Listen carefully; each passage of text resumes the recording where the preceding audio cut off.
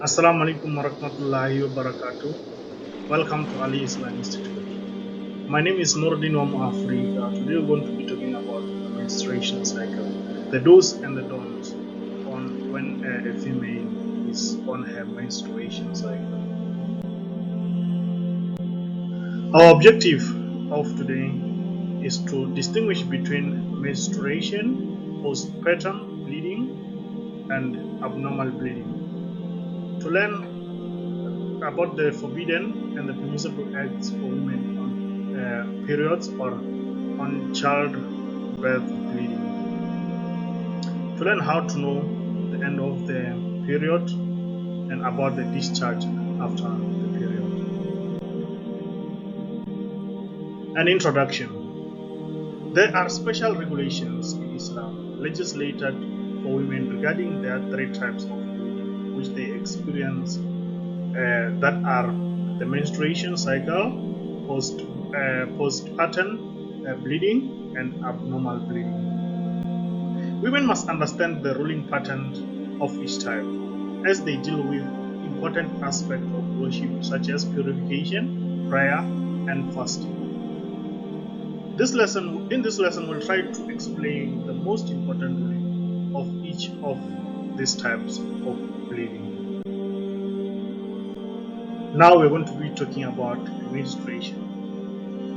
Menstruation is the release of blood and tissue through the vagina that occurs on a monthly cycle. And this is not due to specific events such as birth or breakage of hymen. Menstrual period usually occurs once a month and lasts for several days. Blood loss due to this menstrual flow may vary from month to month. Women typically use sanitary napkins or pads and tampons to absorb the menstrual fluid. Menstrual blood is almost always dark color and not bright. Now looking at post-childbirth bleeding. Such bleeding occurs after the event of birth or miscarriage. It has no minimum duration but may even last up to 40 days. A woman experiencing a post-childbirth bleeding has to stop praying for 40 days unless the bleeding stops before that. If a bleeding stops before that time, she is to perform ghusl or ritual bath and start praying. If she sees blood after 40 days, most scholars say that she is not to stop praying, but the blood of postpartum bleeding is also almost dark in color. Now let us look at the forbidden acts when a woman is on her periods. The first one is the formal prayer. Women experiencing a period or post-child bleeding is not to perform a prayer, while whether obligatory, voluntarily, or those prayers which are missed due to this reason are not to be made up in the later time. If a bleeding flow starts after the time of certain prayer, for example, half an hour after the time of dhuhr, then then after her bleeding ends, she should make up for the dhuhr prayer, since she was pure when the prayer became obligatory to her. But she should not, however, make up the prayers that she missed while she is bleeding. The second forbidden thing when a woman is on a period is fasting.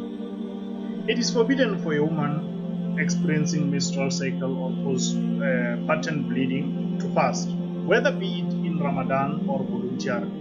But unlike formal prayer, she must make up for the missed days of Ramadan. The third thing forbidden for a woman to have when she is on her menstrual cycle is sexual intercourse. It is forbidden to have sexual intercourse while a woman is menstruating or experiencing a postpartum bleeding, although other types of intimacy are allowed. As anal intercourse, it is totally forbidden. It is forbidden at all times. The Prophet, may peace and mercy of Allah be upon him, was asked, what is permissible for me to do with my wife when she is menstruating? He said, do as you wish, except sexual intercourse. Another forbidden act to do when a woman is on a menstrual cycle is touching the copy of the Quran. It is forbidden to touch the copy of the Quran when one is in a state of impurity, because Allah says, which none can touch except the purified. The Prophet of Allah, may peace be upon him, told the people of Yemen, no one should touch the copy of the Quran except the one who is pure. Now let us look at the permissible acts. The first one, recitation of the Quran from memory, dua or supplication, engage in the remembrance of Allah, reading the book of Hadith or any Islamic book. One should keep in mind that it is permissible to read or touch the translation of the Quran. It is not the word of Allah, but rather the translation of the meaning, even if it has Arabic. Glory be to the Most High Allah, the Nourisher, the Sustainer, the Forgiver, the Creator of all that is in the universe, the owner of mankind, the owner of the Day of Judgment, the one that is ready to forgive us.